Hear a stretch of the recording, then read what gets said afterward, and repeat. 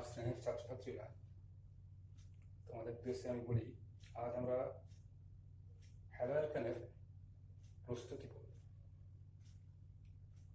প্রথমত, হ্যালোঅ্যালকেন প্রস্তুত করার একটি উপায় হল অ্যালকোহলের OH গ্রুপকে হ্যালোজেন দ্বারা প্রতিস্থাপিত করা। এবং সেটা করতে হলে আমরা কোনো অ্যালকোহল নিয়ে তার সাথে যদি কোনো হ্যালোজেন হাইড্রাসিড দিই, তাহলে এদের পারস্পরিক বিক্রিয়ায় অ্যালকিল হ্যালাইড বা হ্যালোঅ্যালকেন উৎপন্ন হবে। এবার দেখো আমরা কিভাবে হ্যালোজেন হাইড্রাসিডগুলোর সঙ্গে অ্যালকোহলের বিক্রিয়া হয় সেটা আলোচনা করব। অ্যালকোহল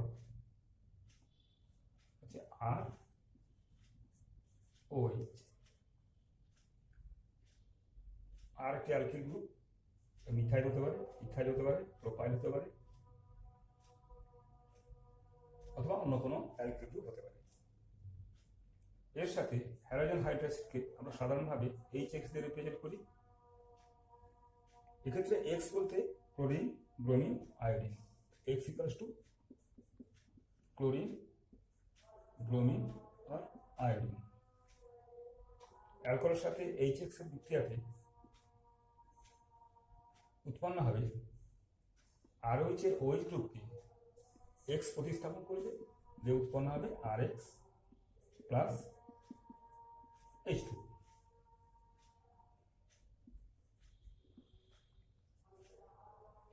এবার দেখো যে এই বিক্রিয়ার ক্ষেত্রে আমরা হাইড্রাসিড কি কি নিতে পারি? HCl, HBr এবং HI।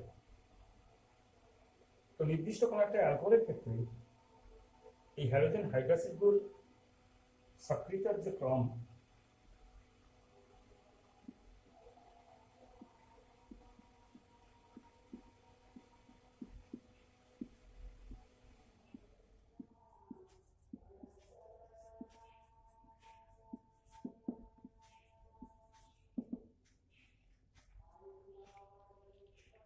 HI greater than HBr greater than HCl,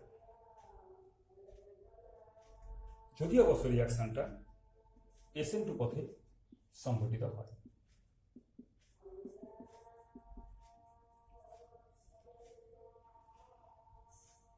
আবার যদি আমরা হ্যালোজেন হাইড্রাসিডটিকে নির্দিষ্ট রাখি, তাহলে অ্যালকোহলগুলোর সক্রিয়তার ক্রম হবে 3 degree greater than 2 degree greater than 1 degree.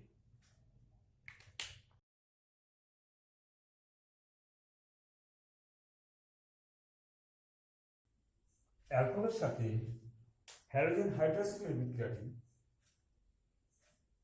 যদি আমরা অ্যালকোহলটি মিথানল বা প্রাইমারি অ্যালকোহল নিই, তাহলে সেক্ষেত্রে বিক্রিয়াটি SN2 রিয়াকশন মেকানিজম পথ ফলো করবে। কারণ দেখো এক্ষেত্রে একটা প্রাইমারি অ্যালকোহল থেকে বা মিথানল থেকে যে কার্বোক্যাটায়ন সৃষ্টি হয়, H2 গ্রুপটি বেরিয়ে যাওয়ার পরে মিথাইল কার্বোক্যাটায়ন বা ইথাইল, প্রোপাইল ইত্যাদি প্রাইমারি কার্বোক্যাটায়নগুলি যেহেতু সুস্থিত নয়, তাই এক্ষেত্রে রিয়াকশনটি SN নামক পথে হওয়া সম্ভব নয়। সেই কারণে এক্ষেত্রে রিয়াকশনটি SN2 পথে হতে বাধ্য।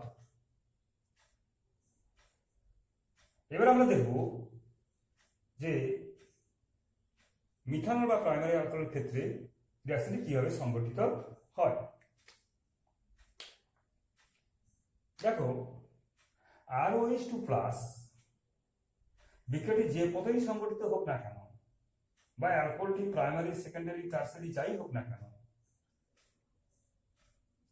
যেহেতু বিক্রিয়ার মাধ্যমে হ্যালোজেন হাইড্রাসিড রয়েছে,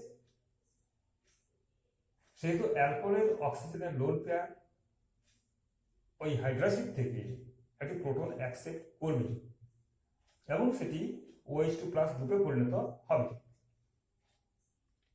এবার যেহেতু এই আর গ্রুপ এক্ষেত্রে হয় মিথাইল গ্রুপ বা অন্য কোনো ইথাইল, প্রোপাইল ইত্যাদি প্রাইমারি অ্যালকিল গ্রুপ,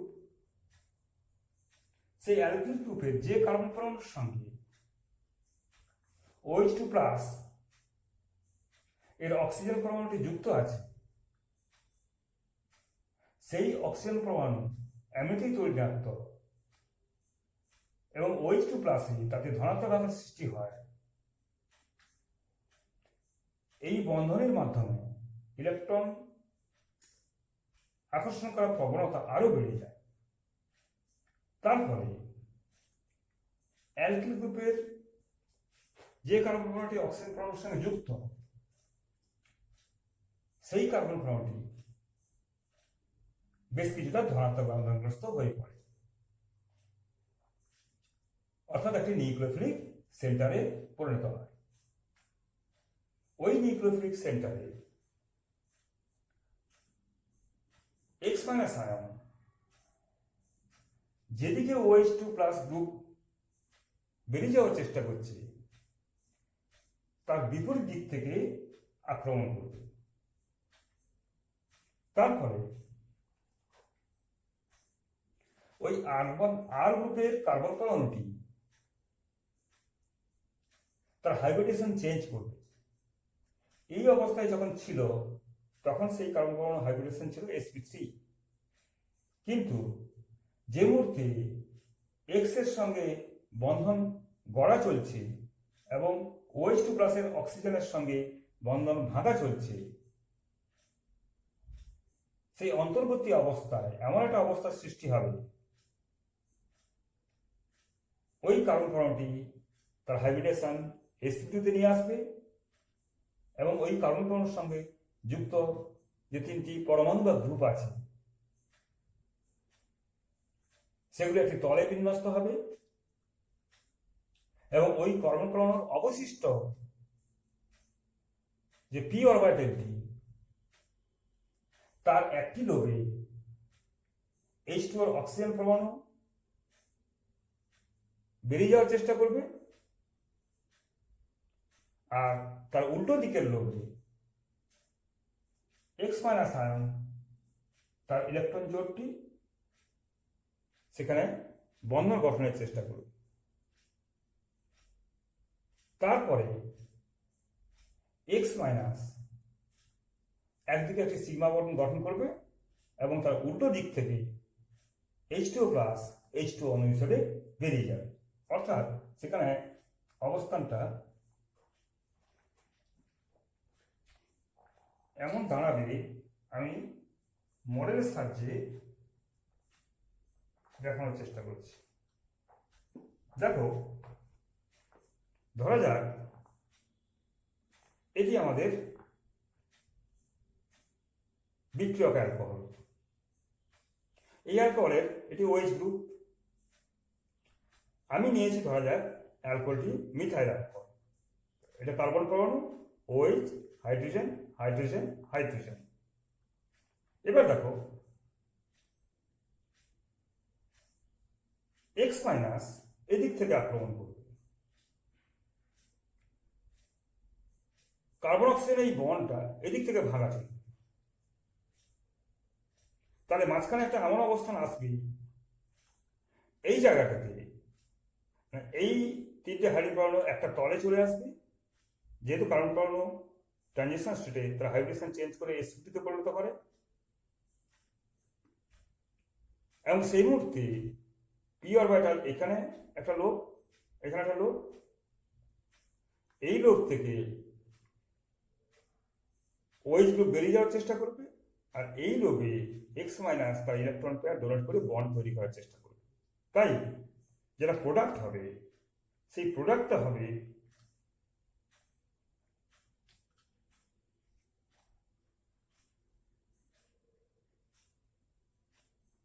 এরকম।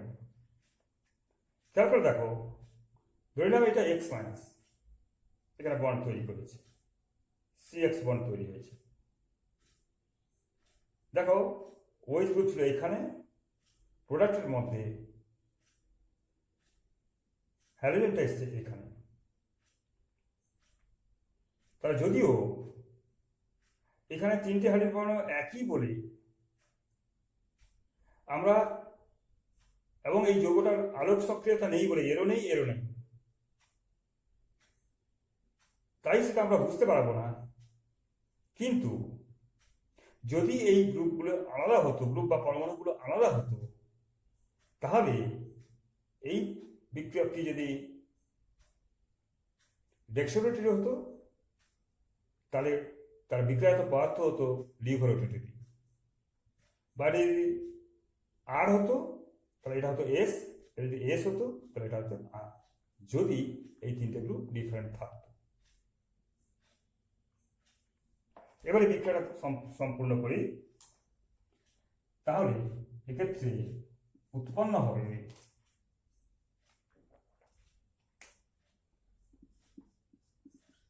RX plus H2,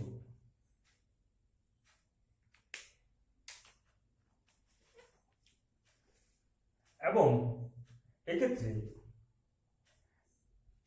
I minus Cl minus এবং Br মাইনাস যে সক্রিয়তার সঙ্গে বিক্রিয়া করে তার ক্রম হবে এরকম ভাবে I minus greater than Br minus greater than Cl minus, কারণ এদের নিউক্লিওফিলিসিটির অর্ডারটা হচ্ছে I minus greater than Br minus greater than Cl minus. সেই জন্য হ্যালোজেন হাইড্রোক্সাইড গ্রুপ সক্রিয়তার ক্রম হচ্ছে HI greater than HBr greater than HCl।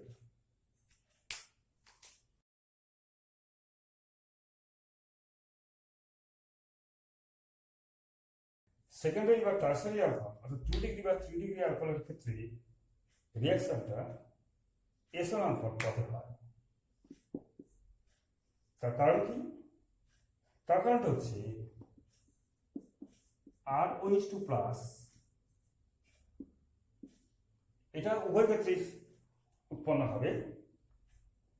রিয়াকশনটা এসোনাল পথ হোক বা SN2 পথ হোক, যাই হোক, যেহেতু মিডিয়ামে অ্যাসিড আছে, HCl HBr HI যে কোনো একটা অ্যাসিড আছে, তাই সেই অ্যাসিড থেকে প্রোটন অবশ্যই অক্সিজেন গ্রহণ অ্যাকসেপ্ট করবে এবং সেটা OH2 প্লাস গ্রুপে পরিণত হয়। তার পরবর্তী ক্ষেত্রে প্রাইমারি অ্যালকোহলের ক্ষেত্রে একরকম রিয়াকশন মেকানিজম ফলো করছে, সেকেন্ডারি এবং টার্সারি অ্যালকোহলের ক্ষেত্রে আরেক রকম রিয়াকশন মেকানিজম ফলো করছে। এক্ষেত্রে যেহেতু ROH2 প্লাস থেকে H2O প্লাস বেরিয়ে গেলে যে R প্লাস উৎপন্ন হয়, অর্থাৎ একটি কার্বোক্যাটায়ন উৎপন্ন হয়, যে কার্বোক্যাটায়ন এক্ষেত্রে সেকেন্ডারি বা টার্সারি। এবং আমরা জানি যে সেকেন্ডারি কার্বোক্যাটায়ন প্রাইমারি কার্বোক্যাটায়নের তুলনায় বেশি স্টেবল, এবং টার্সারি কার্বোক্যাটায়ন সেকেন্ডারি কার্বোক্যাটায়নের তুলনায় আরও বেশি stable due to hyperconjugation and inductive effect. সেটা তোমরা ক্লাস 11-এই পড়েছো, সেই প্রসঙ্গে আমি যাচ্ছি না। এবার যেহেতু কার্বোক্যাটায়নটি বেশি স্টেবল, তো সেই কার্বোক্যাটায়নের স্টিরিওকেমিস্ট্রি আমরা একটু আলোচনা করি। কার্বোক্যাটায়নটা দেখো যখন উৎপন্ন হলো অ্যালকোহল বা ROH2 প্লাসে যে কার্বন পরমাণুতে নিউক্লিওফিলিক সেন্টারটা আছে, সেই কার্বন পরমাণুতে 4টি গ্রুপ আছে।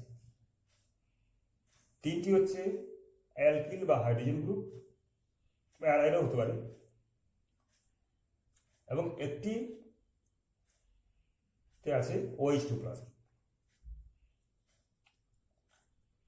এবার OH2 প্লাস গ্রুপ বেরিয়ে গেলে যে কার্বোক্যাটায়নটি সৃষ্টি হচ্ছে, তাতে 3টে গ্রুপ আছে হাইড্রোজেন, অথবা হাইড্রোজেন কমপক্ষে একটা থাকতে পারে।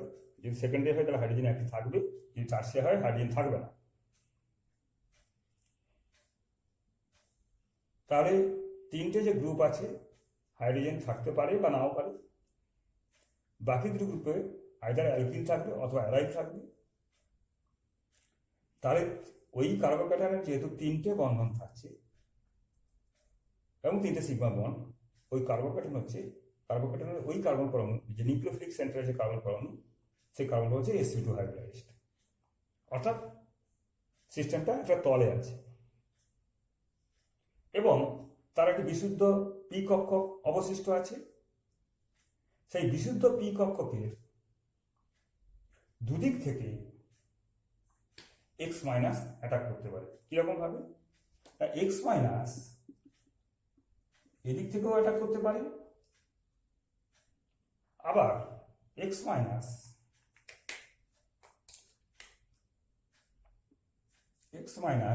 আবার এদিক থেকেও অ্যাটাক করতে পারে।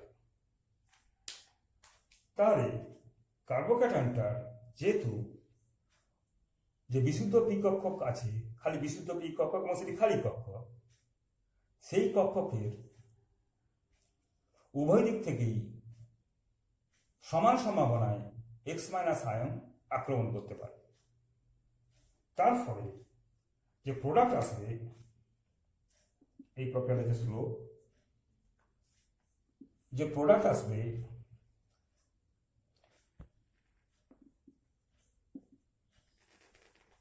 সেই প্রোডাক্টের স্টিরিওকেমিস্ট্রি আমরা আলোচনা করব। কিরকম? দেখো, যদি আমরা ধরে নিই যে এটাকে আমি একটা টার্সিয়ারি অ্যালকোহল নিয়েছি, এই অ্যালকোহলটা এটি টার্সিয়ারি অ্যালকোহল নিয়েছি। খেয়াল করে দেখো, ধরা যাক টার্সিয়ারি না, এটা সেকেন্ডারি অ্যালকোহল নিয়েছি। হাইড্রোজেন, ধরা যাক এটা মিথাইল, এটা ইথাইল এবং এটা OH গ্রুপ। এবার দেখো এক্স মাইনাস, প্রথমে আমাদের হবে কি, এখান থেকে এটা বেরিয়ে যাবে, OH2 প্লাস হিসেবে বেরিয়ে যাবে। যেই বেরিয়ে যাবে তখন এটা একটা কার্বোক্যাটায়ন পরিণত হবে। তখন কিন্তু আগে ছিল কি, এটা sp3 কার্বন, যে এটা বেরিয়ে যাবে তখন এই কার্বনটা হচ্ছে sp2 হাইব্রিডাইজড। এবারে এই একটা তলে চলে আসবে, ঠিক আছে, একটা তলে চলে আসবে, পুরো সিস্টেমটা একটা তলে চলে আসবে। এইবারে এই সিস্টেমের পি কক্ষক, একটা বিশুদ্ধ পি কক্ষক আছে এইরকম, মানে এদিকে অর্ধেকটা লোব আছে, এদিকে অর্ধেকটা লোব আছে। তাহলে এক্স মাইনাসটা ব্যাক সাইড থেকেও, এদিক থেকেও অ্যাটাক করতে পারে, আবার ফ্রন্ট সাইড থেকেও অ্যাটাক করতে পারে। এবং যেহেতু দুদিকেই স্টেরিক যে হিন্টেন্স একই রকমই থাকবে, তাহলে এই অ্যাটাক করার যে সম্ভাবনা সেটা 50%। তাহলে যে প্রোডাক্টটা হবে, সেই প্রোডাক্টে আমরা দুরকম স্টিরিওকেমিস্ট্রির কম্পাউন্ড পাবো। একটাই কম্পাউন্ড, তার দুটো অপটিক্যাল আইসোমার পাবো। কেমন সেটা দেখাচ্ছি। এটা ছিল আমাদের রিঅ্যাক্টেন্ট। নেক্সট দেখো, যদি প্রোডাক্টটা হয় আমার, যদি আমি ধরে নিই যে এটা হচ্ছে OH গ্রুপ, তাহলে প্রোডাক্টটা এটা একটা প্রোডাক্ট হবে এবং এটা একটা প্রোডাক্ট হবে। দুটো প্রোডাক্টকে লক্ষ্য করো, একটাতে OH গ্রুপ বাম দিকে আছে, একটাতে OH গ্রুপ ডান দিকে আছে। এবং দেখো এখানে যদি এই জায়গাটা যদি আমরা একটা মিরার ধরি, তাহলে দেখা যাবে যে এর মিরার ইমেজ হচ্ছে এই, এবং ভাইস ভার্সা। তাহলে যদি আমরা সেকেন্ডারি বা টারসিয়ারি অ্যালকোহল যেটা নিচ্ছি, সেই অ্যালকোহলটা ইনিশিয়ালি যদি ডেক্সট্রোরোটারি হয়, তাহলে আমরা প্রোডাক্টটাতে পাবো ডেক্সট্রোরোটারি পাবো 50%, লিভোরোটারি পাবো 50%। যদি আমরা জানি না কোনটা ডেক্সট্রোরোটারি কোনটা লিভোরোটারি, তাহলে প্রোডাক্ট হবে একটা রেসিমিক মিক্সচার বা রেসিমিক মিশ্রণ। এসএনল পথে রিয়াকশন করে, সেক্ষেত্রে যদি বিক্রিয়কটা যদি তোমার অপটিক্যালি অ্যাক্টিভ হয়, তাহলে প্রোডাক্টটা কিন্তু রেসিং মিশ্রণ অবশ্যই হবে। একটা বিষয় ক্ষেত্রে বলি, এই রিয়াকশন মেকানিজম যখন ফলো করছে, এক্ষেত্রে এক্ষেত্রেও কিন্তু আমার অ্যালকোহল করছে সক্রিয়তা কম, সক্রিয়তা কম, কারণ যেহেতু এক্ষেত্রে আমরা 3 ডিগ্রি, মেনলি 3 ডিগ্রি অ্যালকোহল এবং 2 ডিগ্রি অ্যালকোহল ব্যবহৃত হচ্ছে, তাহলে এক্ষেত্রে সক্রিয়তা ক্রম হচ্ছে 3 degree greater than 2 degree greater than 1 degree, কিন্তু আমি 1 ডিগ্রি ইচ্ছা করেই নিচ্ছি না, যেহেতু 1 ডিগ্রি অ্যালকোহল যদি হয় তাহলে সেক্ষেত্রে রিয়াকশনটা মূলত পথে চলে।